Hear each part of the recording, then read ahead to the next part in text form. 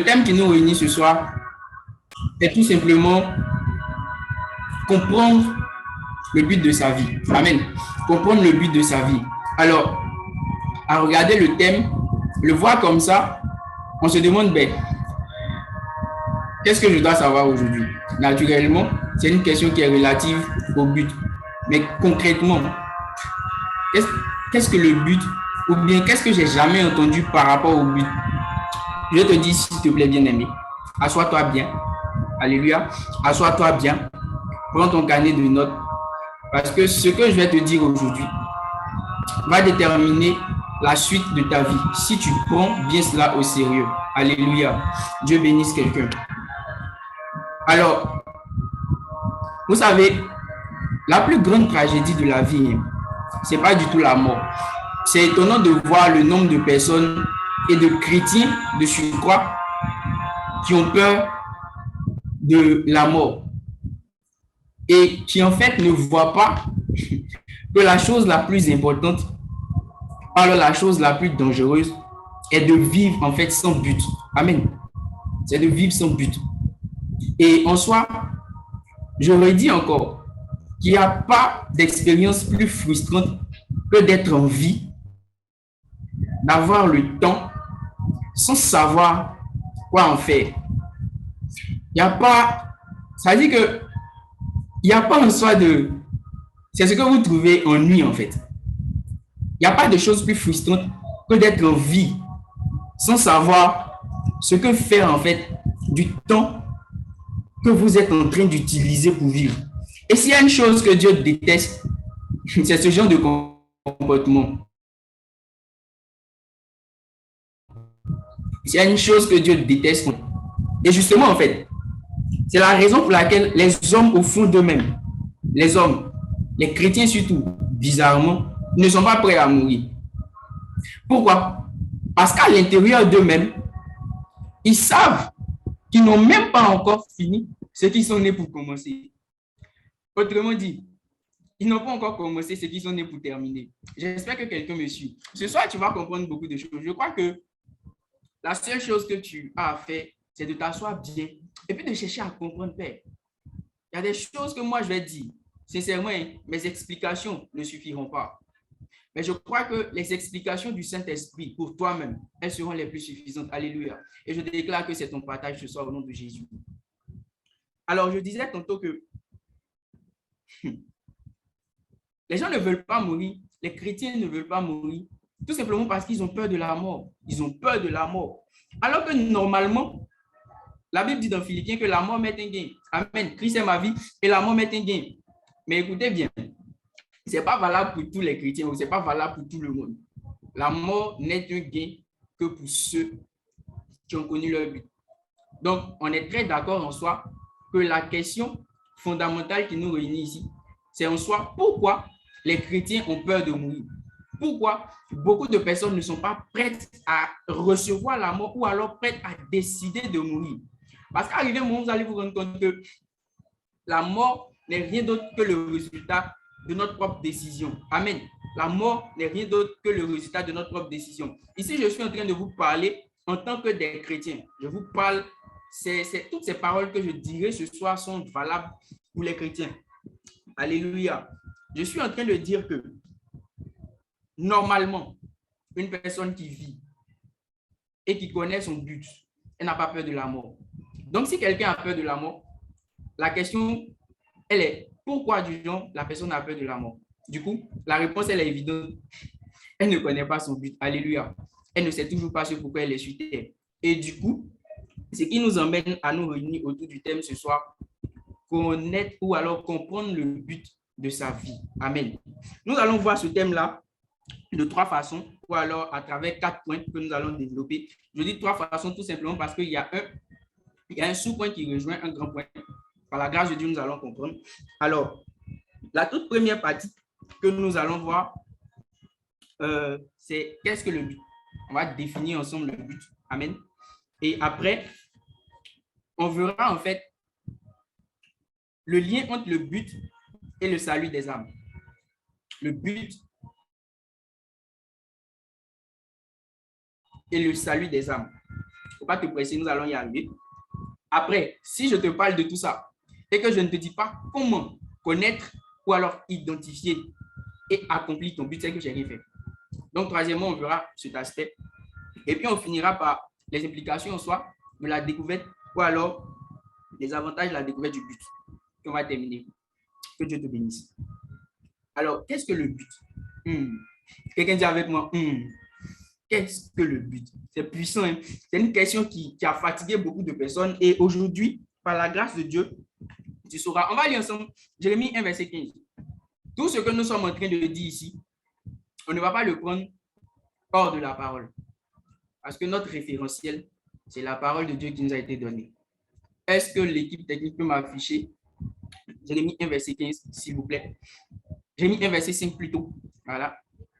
Écoutez bien ceci. Les choses deviennent intéressantes. La Bible dit ceci. Ça, c'est Dieu qui parle à Jérémie. Il dit, avant que je t'eusse formé dans le ventre de ta mère, je te connaissais. Et avant que tu fusses sorti de son sein, je t'avais consacré et je t'avais établi prophète des nations. Alléluia. Vous savez, il y a des gens pour lesquels Dieu a oralement dit le but.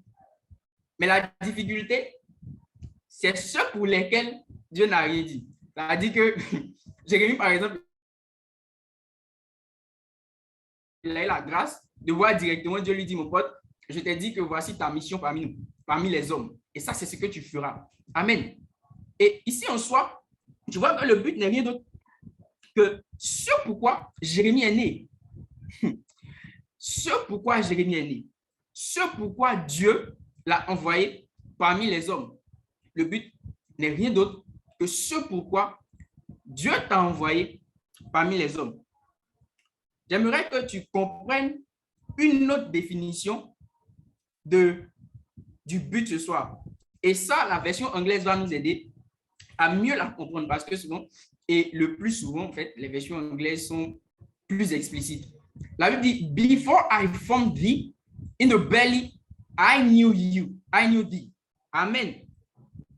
And before thou comest forth out of the womb and sanctified thee, and I ordained thee a prophet unto the nation. Écoute bien, le but est la fin qui instruit le commencement. Le but, c'est la fin qui instruit le commencement. C'est-à-dire que, en fait, écoutez, vous prenez par exemple l'entreprise Apple. Je prends un exemple simple comme ça. L'entreprise Apple. En soi, l'entreprise ne fait pas de produit avant d'avoir défini le but du produit ou alors avant d'avoir défini sa fonctionnalité ou encore ses fonctions. Alléluia. Est-ce que quelqu'un comprend ce que je suis en train de dire? Donc, en soi, elles seront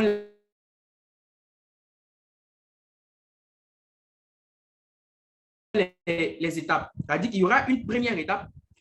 Après, on va essayer de concevoir. Alléluia. Enfin encore, c'est-à-dire que quand elle a fini de faire le design, elle va passer à la réalisation ou à la production du produit en question. C'est-à-dire, je prends un exemple simple, un téléphone iPhone par exemple.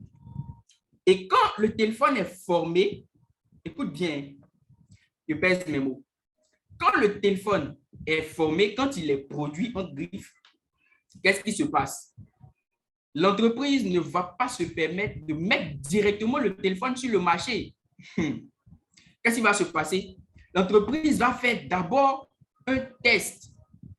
Alléluia. L'entreprise va faire un test pour voir si, attends, le téléphone qu'on est en train de mettre sur le marché, là, est-ce qu'effectivement il va marcher? Mais dans le texte, en fait, l'entreprise paye des personnes pour, par exemple, tester le téléphone, voir ses différentes fonctionnalités. Est-ce que ça marche effectivement avant que l'entreprise n'y mette son nom ou alors son image ou alors sa marque? Alléluia. Mais pendant que j'étais en train de parler, tu as vu qu'en soi, il y a une partie conception de la chose et c'est même avant la conception que le but a été attribué à l'objet qui devra être produit. C'est la raison pour laquelle je t'ai dit qu'en soi, le but est la fin. Ça dit que la partie qui t'a achevé de façon esprit, si on peut le dire, pour ceux qui comprennent, l'homme a été conçu esprit avant d'être formé chair. Alléluia. Et donc, cette partie-là, qui constitue en soi ton but, c'est une fin, mais qui va instruire un commencement. Et si dans le cas de Jérémie, par exemple, Dieu lui dit avant même que tu ne sois formé, et tu vois les choses même, avant même que tu ne sois formé, je te connaissais. Pendant que tu étais dans le sein de ta mère, je te connaissais et je t'ai établi prophète. Alléluia. Donc, le but, c'est cela. Le but, c'est encore la destination avant le voyage. Aujourd'hui, je suis en train de te dire les choses simplement. Il faut les écrire, s'il te plaît. Voilà. Quand les pères parlent, on prend note. Je ne suis pas ton père, mais je crois que si les pères m'ont permis d'être ici, c'est parce que par la grâce de Dieu, je peux t'apporter quelque chose. Alléluia. De façon très humble. Que Dieu te bénisse pour ton humilité. Donc, je disais que le but, c'est la destination avant le voyage. La destination avant le voyage. Tu sais que tu vas quitter un point A vers un point B avant de parcourir le trajet A-B. Alléluia. Que Dieu te bénisse. Tout simplement, on ne va pas durer dans cette affaire. Alors, regarde bien. À l'étape du test, qu'est-ce qu'on fait? Il y a le téléphone qui est créé et on essaie de voir en soi. Comme je le disais, on teste toutes ces fonctionnalités. Est-ce qu'il y a certaines fonctionnalités qui font défaut? Mais est-ce que celui, surtout, qui fait le test est quelqu'un qui maîtrise en fait son boulot? Maintenant, je te dis, parce que là, aujourd'hui, on est orienté, pour ceux qui connaissent le marché et qui connaissent l'actualité, on est beaucoup plus orienté qualité produit. Amen. Les gens disent ça comme ça. Ou alors contrôle de qualité.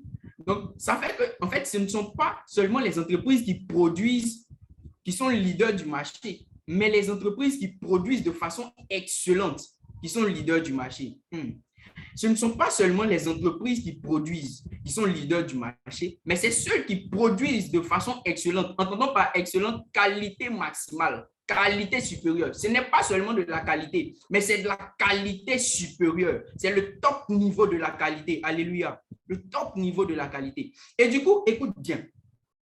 Ton but est de sorte que, en soi, la personne qui t'a testé, elle s'appelle ton Père, Dieu dans les cieux, et a prévu pour toi une fonctionnalité ou alors certaines fonctionnalités qui seront utiles aux hommes. À la fin de ce Zoom, tu dois être capable de donner ton but ou alors de dire aisément ton but si tu ne le connais pas en une phrase.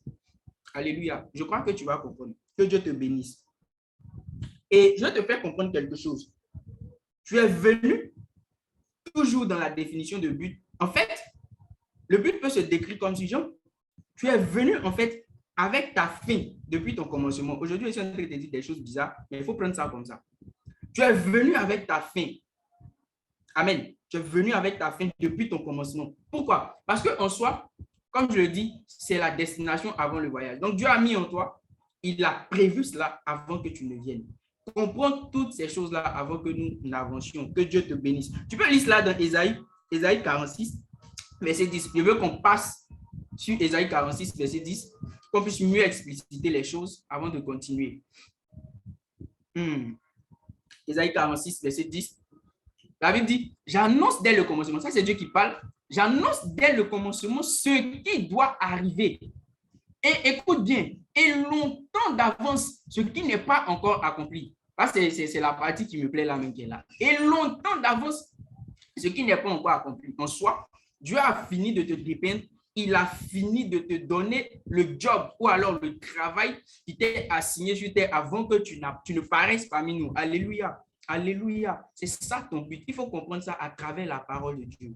Tu ne pourras pas comprendre ces choses-là si tu n'es pas quelqu'un qui aime la parole de Dieu. Notre Père Déoli nous enseigne l'amour de la parole. Désolé pour toi si tu n'aimes pas la parole de Dieu. Alléluia. S'il te plaît, prends ta Bible, apprends-la.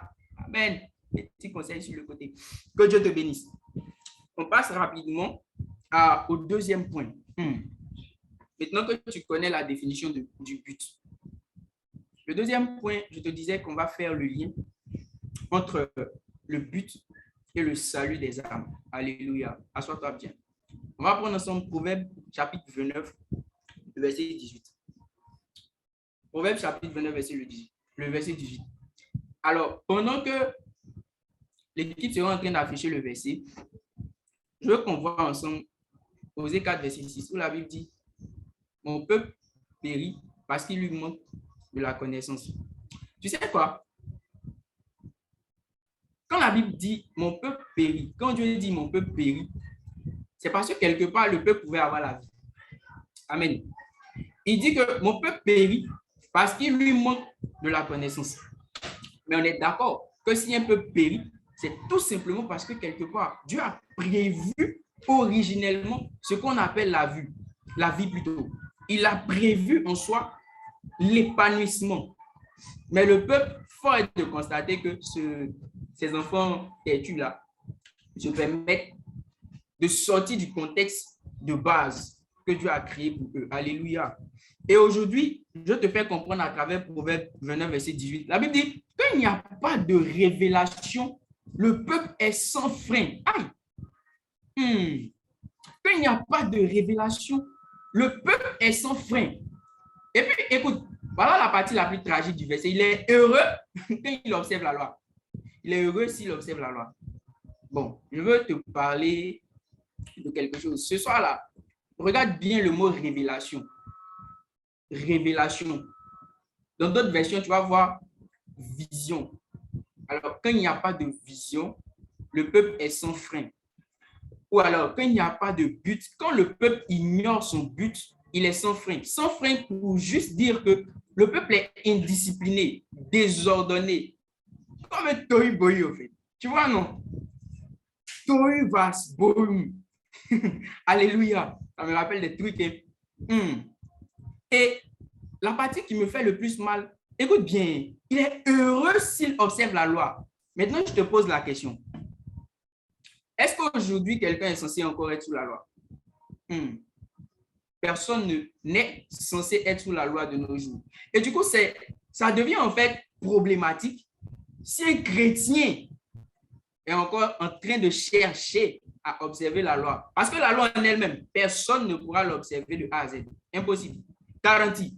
Alléluia. C'est la raison pour laquelle Jésus est venu, pour que, en soi, pas que la loi soit abolie, mais que la loi puisse être en soi atténuée, mais par le moyen de quoi? Par le moyen de la grâce. Alléluia. Tous ceux qui sont ici sont sous la grâce. Et du coup, ceux qui sont en train encore de se battre pour essayer alors d'accomplir les choses, pour essayer de dicter leur vie d'une certaine façon bizarre, c'est juste parce que vous n'avez pas encore compris. Il n'y a pas de révélation dans votre vie.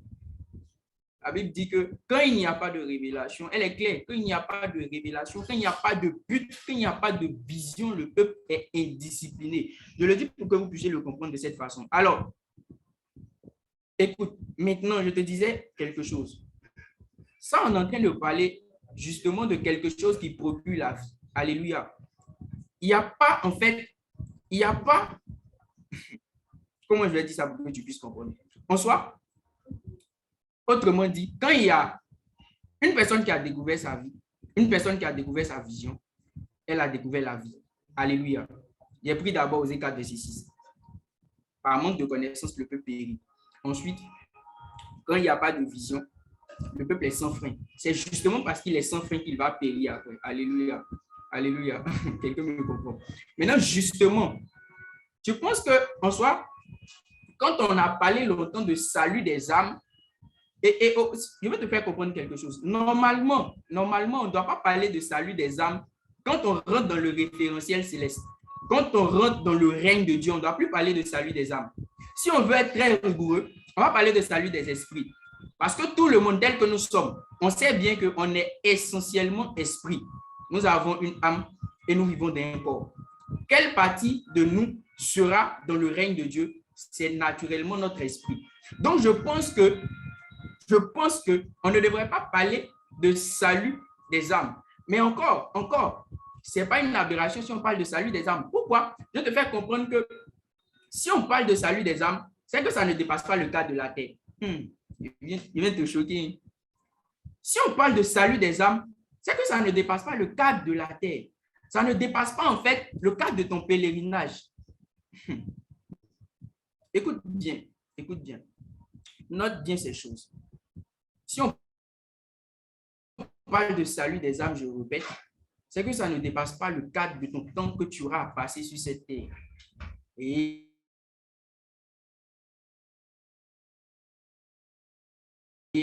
naturellement, le lexique qui doit être approprié au salut ou alors à la vie. Il y a une différence entre salut et puis vie éternelle, à la vie éternelle.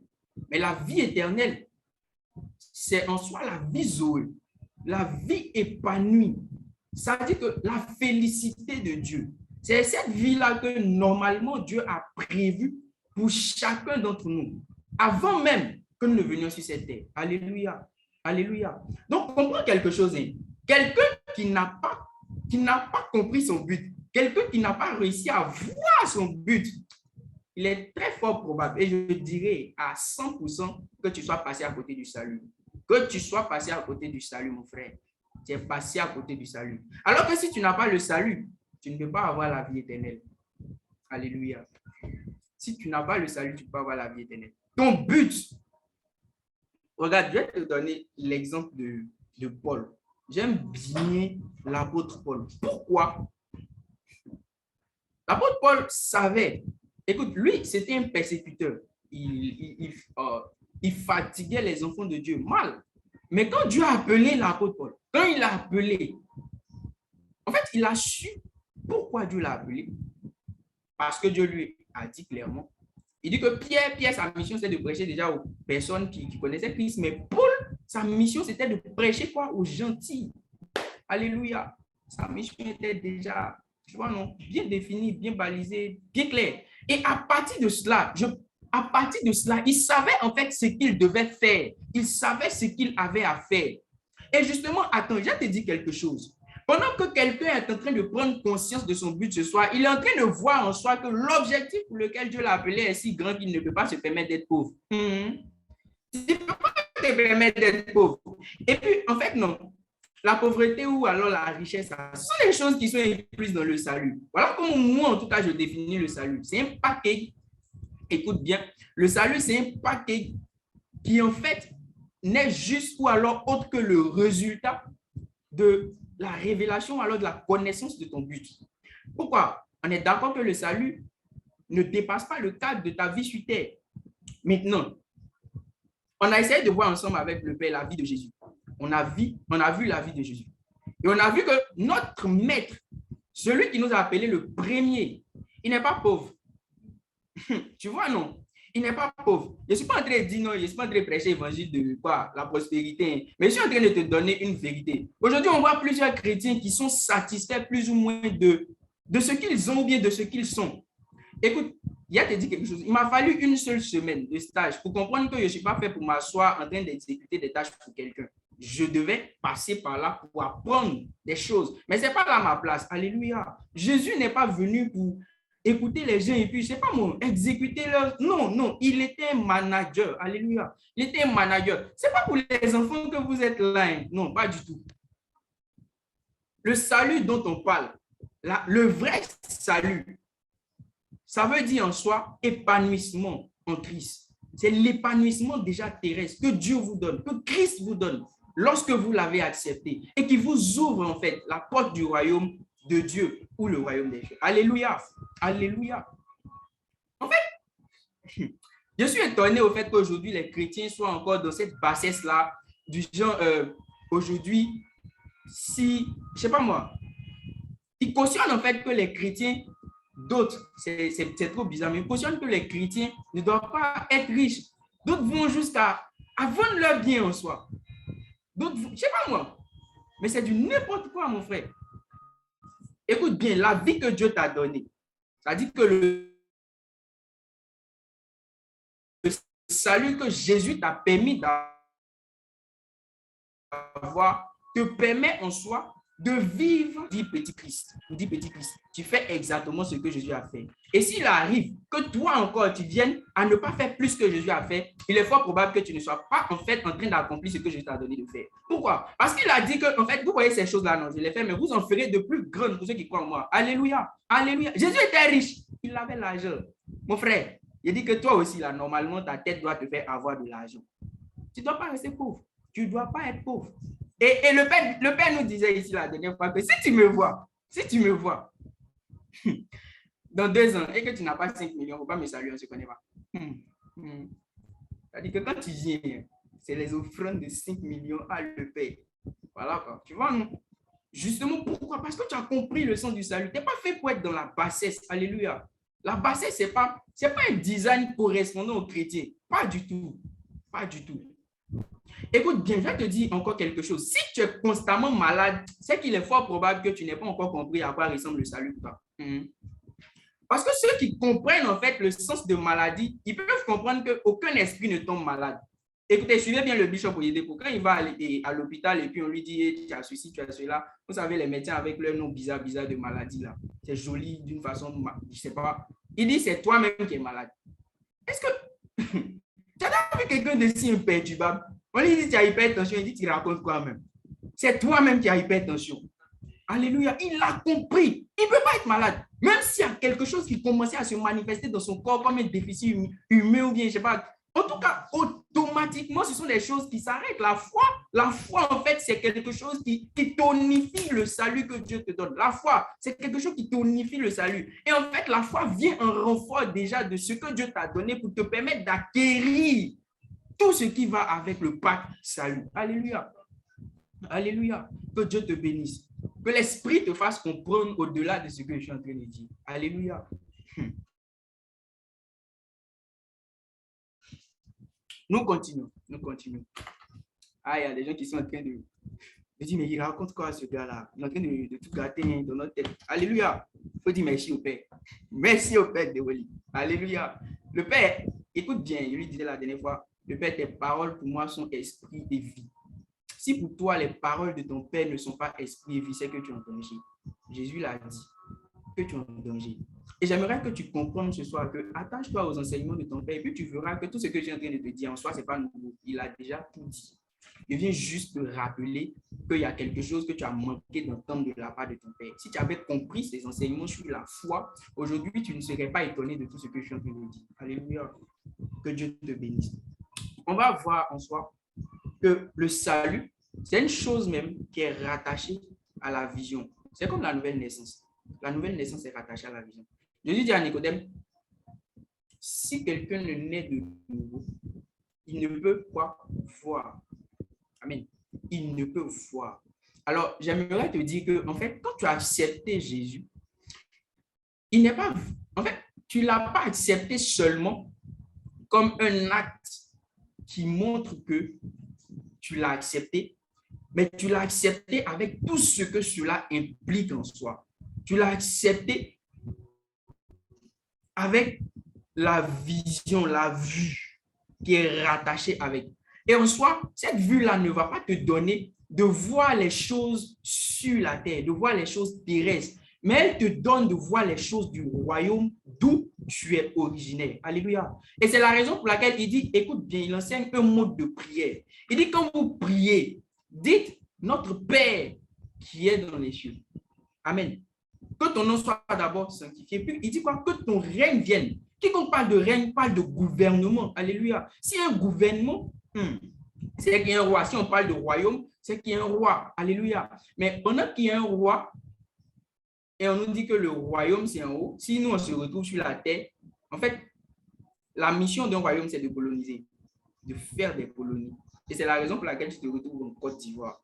Pour établir le règne, écoute bien, pour établir le règne de Dieu à travers la découverte de ton but, à travers la découverte de ta mission, de ta vision sur cette terre. Alléluia.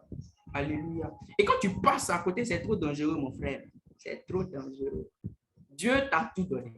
Tout est en toi. Tout est en toi. Tout est quantique. Nous avançons. La partie qui nous intéresse le plus, et ce sur quoi nous allons nous attarder surtout, c'est comment connaître comment connaître ou alors identifier son but. Alléluia. Et puis, comment l'accomplir. Qu'est-ce qu'il te faut? Connaître ton but et l'accomplir. Alléluia. Que Dieu te bénisse. Écoute bien. Chaque personne veut réussir, y compris toi. Et c'est la raison pour laquelle ce soir, tu as assis à ce jour. Moi-même, je veux réussir. Mais réussir dans quoi? Aujourd'hui, quand on parle de réussite, on voit plutôt quelqu'un qui a une voiture, qui a une maison, et puis qui a une femme, qui a des enfants qui sont bien positionnés.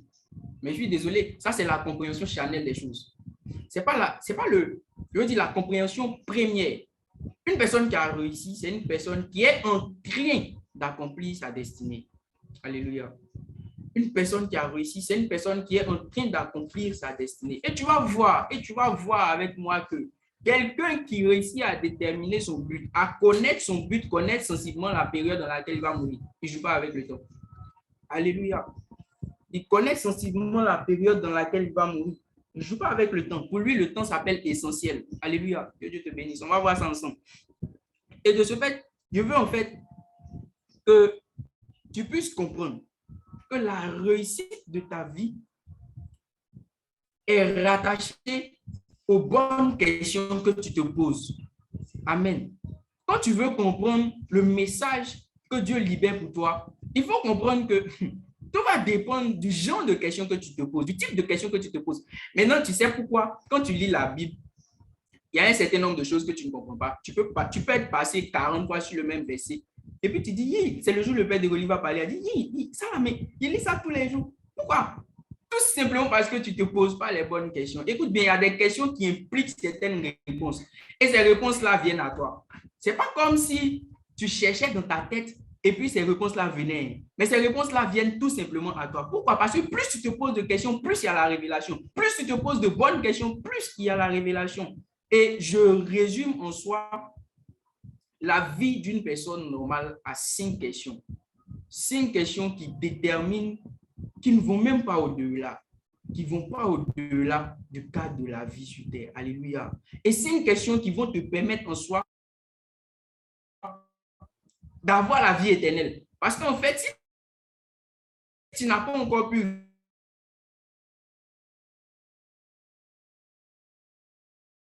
répondre à ces 5 questions-là, c'est que ta vie éternelle est en danger.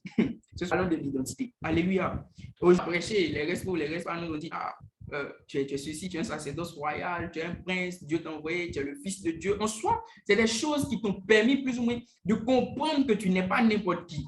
Des choses qui t'ont permis de savoir que Christ est en toi. Et en fait, pour ceux qui ont compris, qui ont un niveau de révélation, pour ceux qui ont fini par comprendre qu'ils sont la parole, d'où Dieu en l'homme. Alléluia. On t'a parlé de cette identité-là, mais elle ne suffit pas. Elle ne suffit pas. Parce que, écoute bien, tu peux avoir déjà compris que Christ est en toi, mais n'avoir pas été capable de commencer à faire les œuvres que Christ a faites. Ton identité. C'est une chose qui commence à fatiguer les gens lorsqu'en soi, elles se posent la question. Vous savez, il y a des gens qui ont passé des années. Il y a des personnes qui sont riches aujourd'hui, qui sont posées des questions du genre qui suis-je? Comment je suis arrivé là? Attends, qu'est-ce que je dois faire?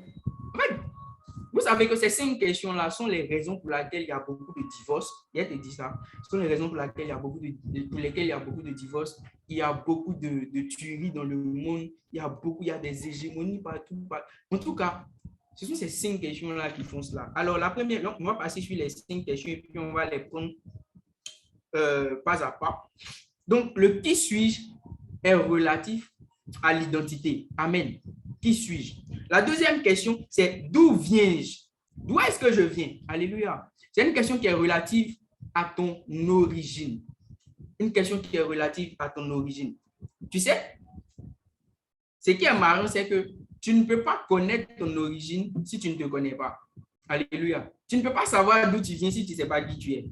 Et puis, tu vas voir encore que tu ne peux pas savoir d'où tu viens si tu ne sais pas qui tu es. Tu ne peux pas savoir aussi qui tu es si tu ne sais pas d'où tu viens. Tu vois que c'est bizarre. Ce sont des questions qui sont entreliées. Alléluia. Interconnectées. Du coup, en soi, tu les prends comme une entité et puis tu réponds à toutes ces questions-là. Tu as la vie sauve. Je dis, tu as la vie sauve, je pèse mes mots. Alléluia. Pourquoi? Parce que si tu connais les réponses à ces différentes questions, tu vois qu'il y a le temps que tu mets sur WhatsApp aujourd'hui, ce temps-là sera très, très, très limité. Peut-être que tu vas utiliser WhatsApp tout simplement pour dire, voilà, le père, il y a quelque chose d'urgent. Je ne sais pas, pour des urgences et pour des situations très, très précises. Tu n'auras pas à perdre ton temps sur du n'importe quoi. Il y a beaucoup à faire. Hein. Ok, on va découvrir ça ensemble. Alors, la troisième question, c'est pourquoi suis-je ici? Pourquoi suis-je ici? Et c'est la question en soi qu'on est en train de traiter ce soir. Mais le problème, c'est que pour plusieurs, on n'a pas répondu aux deux autres questions avant d'être là ce soir.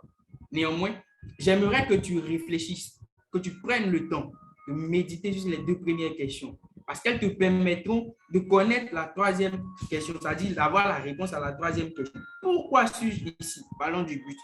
La quatrième question, c'est tout simplement de quoi suis-je capable? Alléluia. Quel est mon potentiel?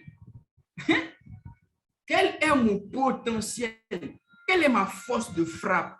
Quelle est ma capacité? Alléluia. Qu'est-ce que Dieu m'a rendu capable de faire? C'est toujours la quatrième question. Alléluia. Et écoute bien, c'est étonnant de voir aujourd'hui que beaucoup d'enfants de Dieu, je le dis, beaucoup d'enfants de Dieu sont encore à un niveau où en soi, ils utilisent leur capacité à peut-être seulement 1%. Je dis bien, je pèse mes mots. 1%. 1%. Et c'est bizarre de voir d'autres personnes qu'on appelle ingénieurs. Je vais te dire comment je comprends un ingénieur. C'est le gars qui a tout simplement reçu la distinction d'utiliser son cerveau à plus 1% des autres. C'est la seule différence. Donc, si toi, tu utilises par exemple ton cerveau à 1%, ce n'est pas de l'insulte, vous allez voir. Ce n'est pas de l'insulte. Si quelqu'un se sent offensé ou bien offusqué, vraiment, excusez-moi, mais je suis en train de vous dire la vérité. Une vérité qui est céleste. Ah, alléluia.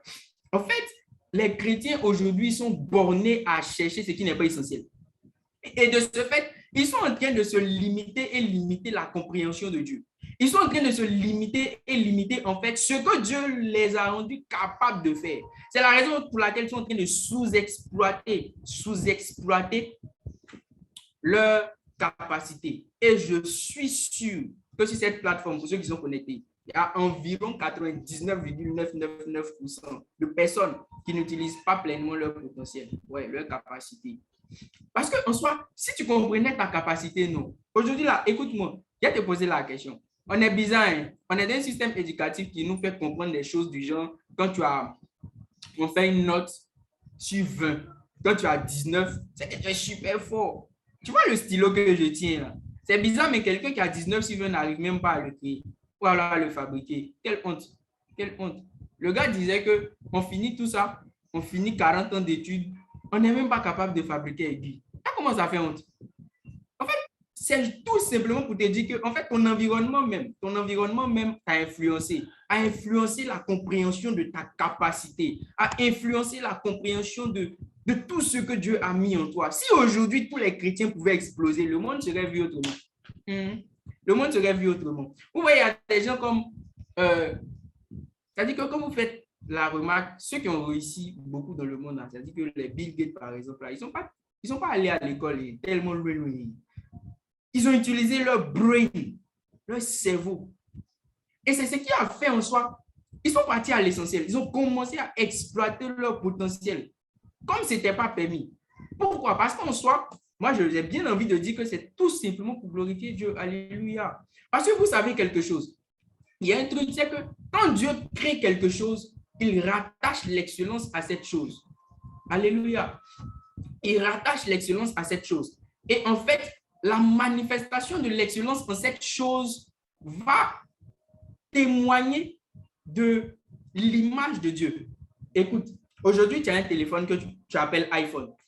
Je te dis pourquoi tu l'appelles iPhone. En soi, il n'était pas iPhone au moment de sa production. On pouvait finir le téléphone et puis ne pas mettre de nom dessus. Tu vois, non? Mais l'entreprise a bien voulu mettre son nom. Pourquoi? Ça dit que quand tu achètes le téléphone, tu l'utilises, l'entreprise te donne une garantie, une période pendant laquelle Si le téléphone a un problème, tu peux ramener. Si effectivement c'est de la faute à l'entreprise, l'entreprise prend la responsabilité de soit te donner un nouveau téléphone ou alors de corriger l'erreur qui a été faite. On te donne le téléphone, tu vois. Et ça, c'est pourquoi, c'est pas parce que l'entreprise t'aime, pas du tout. Mais c'est tout simplement parce que l'entreprise soigne sa marque. L'entreprise soigne sa marque. C'est de cette même façon-là que tout ce que Dieu fait doit témoigner de sa gloire, doit soigner son image. Et du coup, tu es venu sur cette terre-là. Ce n'est pas seulement en fait pour que les hommes te voient en train de dire bonsoir tanti, bonsoir tonton, ou bien en train de dire ah big boss, ah big. Ce n'est pas ça le plus important. Tu es venu pour qu'on sorte quelque chose venant de toi puisse influencer le monde de sorte qu'on voit une partie de témoignage. Ah, quand on le regarde là, il est trop extraordinaire. En vrai, aujourd'hui, là, moi, je ne prends pas mes exemples loin. Regarde quelqu'un comme le bishop, bon, je vais dire le pasteur Mohamed Samou. C'est pas. En fait, non. Ce sont des gens qui ne se montrent pas trop, mais dans le secret, là, vous ne connaissez pas leur vie, quoi. Ils sont excellents. Et je ne prends pas encore eux-mêmes. Je prends l'exemple de nos pères. Le père de Relier et puis le père Ludovic. Écoute, le père Ludovic est parti avoir mention très bien. Mon frère, si tu es son fils là, et que tu n'as pas mention très bien, vraiment. Alléluia.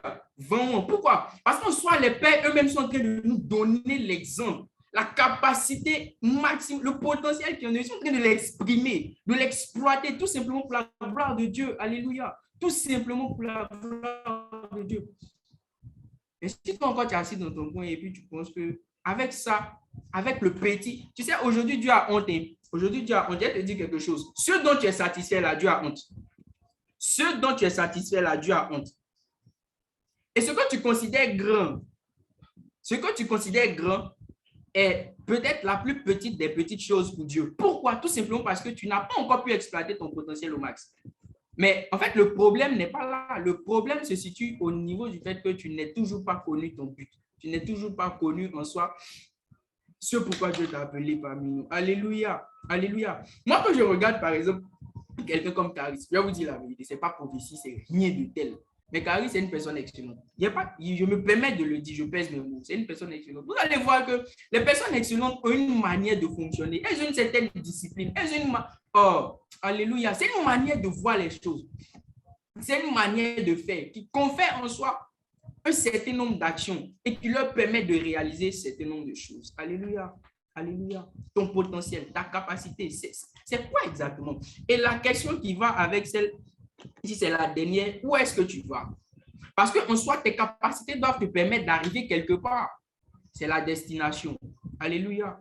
C'est la destination. Donc, où vais-je? Une fois que tu as répondu à ces 5 questions-là, une fois que tu as les réponses effectives à ces 5 questions, moi, je peux dire que tu es quelqu'un qui a compris le sens de son salut et qui est sur le chemin de la vie éternelle. Alléluia. Alléluia. Alors, je dis encore qu'il y a quand même des lois qui régissent même ces 5 questions. Une prise de conscience. Alléluia. Tout commence par une prise de conscience. Écoute bien.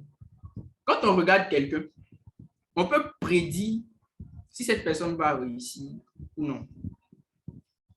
Donc, la réussite est prédictible. Alléluia. J'ai bien envie de te dire que, tu vois, la Bible dit que les œuvres de la chair sont manifestes. Mais également, les œuvres de l'esprit sont manifestes. Donc, de la même façon dont on peut prédire le succès ou alors la réussite, cette même façon-là nous permet de prédire aussi l'échec. Tu regardes, c'est pas prophétie. Tu regardes le comportement de quelqu'un, tu regardes sa manière de faire, et puis dis-lui, il va échouer. Rien à dire. Et puis, effectivement, la personne échoue ou alors la personne réussit. Alléluia. Ce sont des lois. Maintenant, pourquoi c'est comme ça? Tout simplement parce que Dieu, en fait, a prévu les choses de sorte que la réussite soit contrôlable. La réussite, c'est une chose qui est contrôlable. Ou alors, je dis la réussite de ta vie, c'est une chose qui est contrôlable. Alléluia. La vie éternelle, c'est une chose qui est contrôlable. Parce qu'il n'y a pas plus grande réussite que d'avoir la vie éternelle. Il n'y a pas plus grande réussite. Maintenant, tu sais, cela m'amène à tout simplement te dire que tu n'es que le résultat de ta décision, rien d'autre. Tu n'es que le résultat de ce que tu es aujourd'hui. Alléluia. Tu as décidé d'être ce que tu es aujourd'hui. Tu peux me dire, mais attends, moi j'ai 18 ans, je ne sais pas, mon frère, tu as décidé ce que tu es aujourd'hui. Il y a un pasteur qui s'appelle le pasteur Miles Monroe. Il a pris conscience à l'âge de 13 ans. À 16 ans, il a commencé à réaliser. Quand je parle de réaliser, je ne parle pas de... Je parle d'œuvre. Il a commencé à rendre matériel tout ce que le Seigneur lui avait permis de comprendre et tout ce qu'il avait décidé. Alléluia. Et ces choses-là sont normalement les choses dont les chrétiens doivent se saisir pour avancer. Donc, tu n'es que le résultat de ta décision, mon frère. Donc, arrête de blâmer les gens autour de toi. Ma famille est pauvre, ma famille est ceci, ma famille est cela, mon frère. Si tu ne décides pas de ressembler à quelqu'un d'autre et de quitter la lignée, tu auras décidé de suivre. Alléluia. Tu auras décidé de faire comme. Donc, en tout cas, je te le dis encore, tu n'es que le résultat de tes propres décisions. Et en soi, je veux que tu comprennes aussi que Dieu a construit le succès dans sa création. Ça veut dire que tu n'es pas venu pour rechercher le succès. Doucement. Tu n'es pas venu pour chercher la vie éternelle. Écoute, on a fini de dire que le salut est lié, enfin, le but est lié au salut. Voilà, le salut est lié au but. Donc, tu es censé normalement être né avec la réussite. Pourquoi? Parce que Dieu t'a testé. Il a trouvé que tu es un bon élément, on peut t'envoyer parmi nous. Et t'envoyer parmi nous, pourquoi? Pour juste manifester cette réussite-là. C'est tout. Donc, tu n'es pas venu pour chercher à réussir. Mais tu es juste venu pour matérialiser cette réussite par laquelle Dieu t'a nommé. Alléluia. Il faut dire que mon nom, c'est réussite. Il faut dire ça. Mon nom, c'est réussite. Ce n'est pas autre chose. Dieu t'a appelé réussite, succès. Pourquoi? Est-ce que tu penses que Dieu peut appeler sa création par autre chose que lui-même son nom? Ça dit que tout ce que tu vas faire, ou alors tout ce que tu es témoigne de Dieu. La Bible dit, Dieu suscite en nous le vouloir et le faire selon son bon plaisir. Maintenant, ma question c'est, si tu n'as pas réussi, est-ce que c'est Dieu qui a fait? Ça, c'est pas de Dieu. Pourquoi? Parce que Dieu a mis quelque chose d'autre en toi. Son bon plaisir implique, en fait, le bon plaisir de Dieu n'est pas méchant. Le bon plaisir de Dieu, c'est laiteux, c'est mielleux. Alléluia. Le bon plaisir de Dieu te fait, en fait, être regardé, être vu comme quelqu'un qui est exceptionnel et extraordinaire. Alléluia. Et ceux qui comprennent cela n'ont pas de soucis. Pourquoi? Parce qu'en fait, ils sont des personnes excellentes. Vous savez, dans la vie, il y a 4 types de personnes. Bon, on va revenir. Alléluia, on va en parler. Maintenant, je te demande de faire quelque chose. Vous savez, bien souvent, vous ignorez qui vous êtes. Bien souvent, vous ignorez ce qui est en vous. Bien souvent, vous ignorez votre but tout simplement parce que vous ne lisez pas la notice du divin vous concernant. Vous ne lisez pas la notice du divin vous concernant. J'ai dit que nous sommes tels que Dieu a mis une capacité en nous. Et la capacité en soi, elle doit être utilisée pour influencer, pour apporter le règne de Dieu sur cette terre. Alléluia. En se posant normalement ces 5 questions que nous avons posées.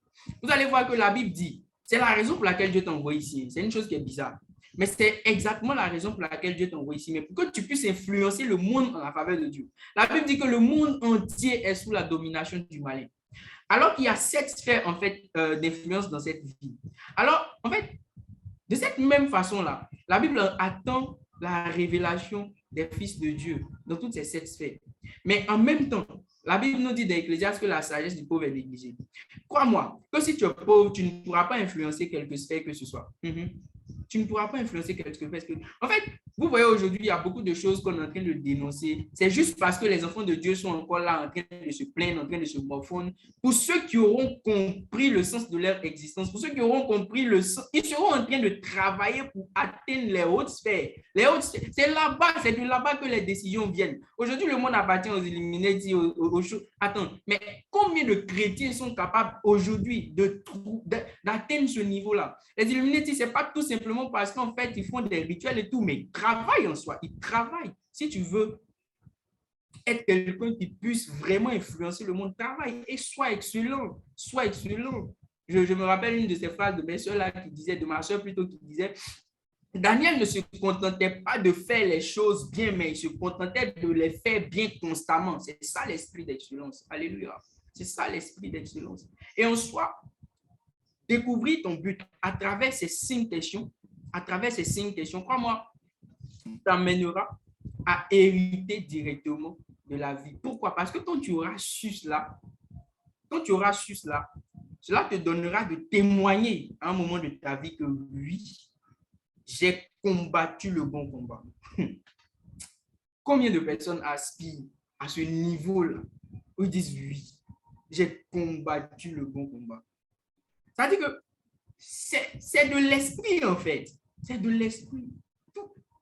Tu as ouvert tes yeux. Il t'a donné ça gratuitement. Il t'a permis de décider qui tu veux être. Pour ceux qui ne comprennent pas aussi, il y a ce qu'on appelle le but personnel et il y a ce qu'on appelle le but en commun. Le but personnel en soi, c'est ce que, comme je le dis, tu décides d'être. Écoute bien. À défaut que Dieu vienne te dire, mon fils, tu es ceci, je t'ai appelé à faire ceci, je t'ai appelé à faire cela. Mon frère, décide aujourd'hui d'être tel. Ce n'est pas une question de rêve ou alors d'illusion. Non, c'est une question de, tu décides parce que tu sais que tu peux y arriver. Ouais, tu peux y arriver et c'est ce que Dieu veut.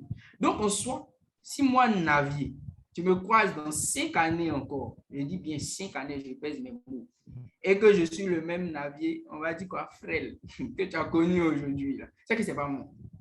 Pourquoi? Parce qu'au-delà de 5 ans, je ne me vois plus, en fait, à un certain niveau. Ça veut dire que où les gens sont en train de chercher à avoir peut-être, je ne sais pas moi, des millions. Nous, on est en train d'avoir des milliards pour soutenir le ministère de notre père de Olier et de nos pères Ludovic. On n'a pas le temps, on n'a pas le temps. On n'a pas le temps. 5 années, je vous donne 5 ans. Ce n'est pas honte. Ce n'est pas honte.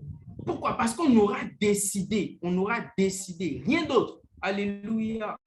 Je déclare que c'est ton partage. La vraie décision, la vraie décision. Aujourd'hui, quand les gens parlent de décision en soi, eux, ils voient résolution temporaire. Résolution temporaire. Non, hein, une décision, c'est une résolution à un moment donné qui implique une action sans arrêt jusqu'à atteindre le but, voilà, jusqu'à atteindre l'objectif qu'on s'est fixé au moment de la résolution prise. Alléluia. C'est ce qu'on appelle une décision. Et ne vous contentez pas de manifester. Écoute, il y a un piège aussi. C'est-à-dire qu'il y a des gens qui sont limités par leur dernier succès. S'il y a un piège, en fait, à ton avancement, c'est tout simplement la réussite dernière que tu as eu à avoir dans ta vie. La toute dernière réussite risque de te poser des soucis. Ne pense pas que la dernière réussite suffit. Cherche plus loin. Cherche plus loin. Cherche plus loin. Ce que tu as ne suffit pas. Ce que tu as ne suffit pas. Tant que tu auras cette mentalité-là, c'est une mentalité de gagnant, elle te fera conquérir encore et encore. Alléluia. Elle te fera conquérir. Je déclare que Dieu forge des conquérants aussi au nom de Jésus. Parce qu'on n'est pas venu pour être dans la bassesse. Ça, je déteste ça. Je déteste. Alléluia. Je disais ceci. On va aborder la 4e partie. Les implications, alors les caractéristiques de la découverte du but. Quelles sont les choses qui nous montrent que quelqu'un a découvert son but? Il y a un verset. Est-ce que vous pouvez nous afficher Luc 1, verset 37, s'il vous plaît? Luc 1, verset 37. Luc 1, verset 37, rapidement. Alors, dans Luc 1, verset 37, la Bible dit, super, car rien n'est impossible à Dieu. Tu vas voir. En fait, regarde la version en anglais. For with God, nothing shall be impossible. Regarde. Rien ne doit Et rien, j'extrapole, rien ne peut être impossible à Dieu. En français, on vient dire rien n'est impossible à Dieu. Maintenant, je vais te dire quelque chose. Si rien n'est impossible à Dieu, alors que Dieu a créé des personnes en qui il a mis la pleine capacité, cela veut tout simplement dire que rien n'est impossible à l'homme. Mais je parle pour un homme qui a découvert le sens de sa vie. Alléluia. Rien n'est impossible à Dieu. Et la Bible dit, tel il est, tel nous sommes. C'est que rien n'était impossible, cher frère. Rien n'était impossible. Et quand tu comprends ça, tu es invincible. Tu es invincible. Aucune situation. Moi, bon. En tout cas, il y a des choses qui me sont arrivées, mais j'ai regardé et puis j'ai dit, mais attends, c'est juste pour me faire comprendre quelque chose de nouveau. C'est juste parce que je n'ai pas eu à comprendre quelque chose, parce que la prochaine étape, elle est si grande que je devais comprendre ça. Alléluia. Quand tu as cette mentalité-là, rien ne peut t'arrêter. Alléluia. Si on regarde dans Philippiens chapitre 4, verset 13, cette force-là, on ne la tire que de Dieu. La Bible dit, je puis tout. Je puis tout. Est-ce qu'il a dit que je puis certaines choses? Non. Je puis tout. So, tu peux tout faire. Tu peux tout faire par celui qui te fortifie. Alléluia. Par celui qui te fortifie. Donc, il n'est pas impossible pour toi. Il n'est pas impossible pour toi, cher frère. Bien que tu es en train d'exercer le ministère, et aujourd'hui, c'est ça le problème des enfants de Dieu. Soit ils sont orientés ministère, ou bien ils sont orientés, comment on appelle, vie estudiantine, vie professionnelle. Mon frère, c'est possible de faire les deux à la fois. Oui, c'est possible de faire les deux à la fois. Il faut avoir de l'intelligence, du discernement, de la sagesse. Tu vas voir que c'est le genre de choses, en fait, qu'on appelle introduction. C'est-à-dire que le milieu professionnel est une opportunité pour toi d'introduire la grandeur de Dieu et de faire des disciples de Dieu. Alléluia. Et de sauver des esprits. Moi, je préfère dire ça comme de sauver des esprits. De sauver leur âme par la suite. Alléluia. Alléluia. Que Dieu te bénisse. Et puis, tu vas voir encore. Je te disais tantôt que pour quelqu'un qui réussit à identifier, je vais dire quoi, le plein accomplissement de ce but-là lui permet de savoir sensiblement dans quelle période il va mourir. Je veux qu'on lise encore 2 Timothée 4, verset 6 à 7. Peut-être qu'on va arriver au verset 8. Est-ce que l'équipe peut nous afficher ça rapidement? 2 Timothée chapitre 4, verset 6 à 7. Attends, au verset 6, Paul dit ceci. Car pour moi, je sais déjà de libation. Et le moment de mon départ approche. Écoute bien, il dit le moment de mon départ approche. En fait, c'est le dire de quelqu'un qui a exercé, qui a combattu. Allons-y, on va voir ensemble. Au verset suivant, il nous dit quoi? Verset suivant, j'ai combattu le bon combat. J'ai achevé la course, j'ai gardé la foi. Si tu veux, c'est l'explication de ce qu'il a dit plus haut qu'il est en train de donner ici. Il dit, lui ne sait que, actuellement, il ne sait que de libation. Il sait que son départ est proche, le temps de son départ est proche. Alléluia. Il ne sait que de libation. Mais pourquoi? Tout simplement parce qu'il a combattu le bon combat. Mais écoute, avant qu'il n'ait combattu le bon combat, il a identifié, il a compris le combat qu'il devait mener. Il a achevé la course, il a gardé la foi par-dessus tout. Alléluia. Il a gardé la foi. Tu penses que, écoute bien, il pèse ses mots. Et je déclare que c'est le partage de quelqu'un ici au nom de Jésus. Alléluia. Nous continuons. Au verset 8, il dit quoi? Désormais, la couronne de justice m'est réservée. Le Seigneur, le juste juge, me la donnera dans ce jour-là. Alléluia. Et non seulement à moi, mais encore à tous ceux qui auront aimé son avènement. Tu comprends? Aimer son avènement te fait prendre conscience du but et le travail qu'il te reste à faire avant qu'il ne revienne. Donc, à toi de faire déjà ce qu'il te reste à faire. Jésus pouvait dire que il sera livré. Il commence à dire à ses disciples, il va bientôt partir, je vais bientôt partir, on va bientôt me crucifier et tout sera, je vais mourir bientôt. Vous savez pourquoi? Ils sont capables de le dire parce qu'ils savent qu'ils ont fini d'accomplir ce qu'ils devaient faire. Alléluia. Tant que tu n'es pas encore sur ce chemin-là, c'est difficile pour toi de savoir sensiblement dans quelle période tu vas mourir. Maintenant, bon, ok, je te laisse réfléchir, s'il te plaît. Parce que si tu ne sais pas sensiblement combien d'années te reste à vivre, c'est juste parce que tu ne sais pas encore ce que tu dois faire. Et là, c'est dangereux. C'est très dangereux. S'il te plaît, réfléchis. Réfléchis bien. Réfléchis. L'esprit est disponible pour toi. Il faut réfléchir. Tout ce dont tu as besoin. Et puis, les pères sont là. En fait, non, il y a deux personnes qui peuvent te permettre de connaître ton but. En dehors, bien sûr, de Dieu. Je parle bien. Il y a toi-même, mais il y a surtout le Père, l'autorité qui est établie sur toi. Surtout le Père. Vous savez, il y a Dieu, dans une famille, non. Dieu donne toujours la spiritualité à l'homme. Toujours. Vous voyez, les femmes, elles se comportent bizarrement, mais l'homme, s'il est spirituel, il a une manière de voir les choses. C'est de cette même façon-là que nos pères sont capables de nous regarder et puis de dire, écoute, voilà pourquoi on parle de père de destinée, père spirituel. C'est pas n'importe qui. Tu es là jusqu'à présent, tu ne sais pas où tu t'en vas là. Il faut venir voir ton père. Ah, Daddy, je suis mélangé. Bref, là, il sait que je suis en train de vivre, il ne sait pas où il va. Il faut venir. Viens. Il est là pour toi, il est disponible pour toi. Il sait qu'il peut. Alléluia. Alléluia. Après lui, à Dieu. Oui, parce que, pourquoi je dis après lui, à Dieu? C'est tout simplement parce que, tu sais, Dieu, c'est un Dieu de responsabilité. C'est un Dieu de responsabilité. Il a permis que tu puisses t'adresser à une personne directement quand tu as un souci. Il ne faut pas venir emmerder Dieu avec des soucis de premier ordre. Il n'est pas dans cette histoire-là. Il faut t'adresser à la bonne personne au bon moment. Alléluia. Alléluia. Si ton père te dit, je serais étonné déjà s'il te dit qu'il ne peut pas t'orienter dans ta destinée, mon frère. Que Dieu te bénisse. En tout cas, suis mes conseils et puis tu verras. Que Dieu nous bénisse. Alors, il y a une chose inévitable. Ça dit même qu'elle est fondamentale lorsque quelqu'un découvre son but ou alors sa destinée. C'est tout simplement la discipline. Alléluia, la discipline. J'insiste sur la discipline.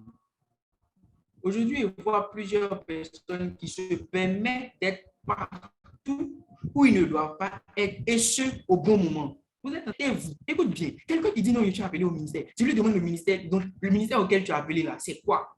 Tu ne peux pas me définir ça. Tu me racontes quoi? Tu es appelé à quel ministère? Fais des recherches sur ce que tu veux faire. Fais des recherches pendant qu'il y a encore de temps. Et pose-toi la question de savoir ce que ça implique. Pose-toi la question. Écoute, tu veux faire quoi? Dans 2 ans, tu veux faire quoi? Tu veux avoir quoi? Tu veux ressembler à quoi? Assois-toi dans une chambre plutôt que d'être là à te pavaner partout. Il y a le show cette fois qu'on voit partout. On doit être. On parle de resto et resto, petit resto, Dieu te montrer. Mon cher, il faut laisser faire de resto là. Ça ne conduit pas quelque part où tu veux t'afficher, tu veux qu'on te voit là. Ça ne va pas t'emmener quelque part. Reste là, travaille. Fais ce pourquoi Dieu t'a envoyé. Prends ton temps, fais les choses essentielles. C'est de la discipline. Alléluia. Chaque fois qu'arrive un moment, tu seras tellement mystérieux que les gens vont commencer à se poser des questions. Mais attends, là, comment il fait? Comment il fait? Tu parleras moins. On verra moins les résultats de ton secret. Alléluia. Que Dieu bénisse quelqu'un ce soir. La dernière chose, c'est que la découverte du but donne la vie éternelle. Très évidente. Très évidente. Quelqu'un qui a découvert son but en Jésus-Christ, il a forcément la vie éternelle. Pourquoi? Parce qu'il est passé par le salut. C'est comme quand tu prends un billet d'avion. En soi, le billet te donne accès à l'avion. Mais une fois que tu es dans l'avion, le billet n'a plus de sens. Alléluia. Une fois que tu es dans l'avion, le billet n'a plus de sens. Et c'est de cette même façon-là que lorsque tu es dans le domaine de la vie éternelle, crois-moi, c'est le salut qui t'a permis de l'obtenir. Mais le salut, tu l'as découvert lorsque tu as découvert ton but. Alléluia. Que Dieu te bénisse. Que Dieu te bénisse. Alors, pour ceux qui n'auraient pas compris quelque chose ou alors une partie sur laquelle j'ai peut-être pas été explicite, je crois que vous pouvez poser la question au Père, voilà, ou alors le Père peut me donner la possibilité de répondre à vos questions, mais en PV. Que Dieu vous bénisse. Je vais laisser maintenant la place au Père pour nous dire quelques mots. D'accord.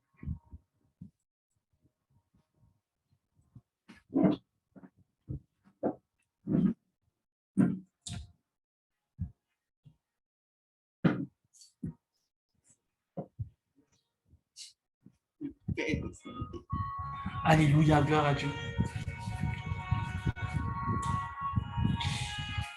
Alléluia, gloire à Dieu. Quelqu'un a été béni par ce message. Il peut arrêter là. Voilà.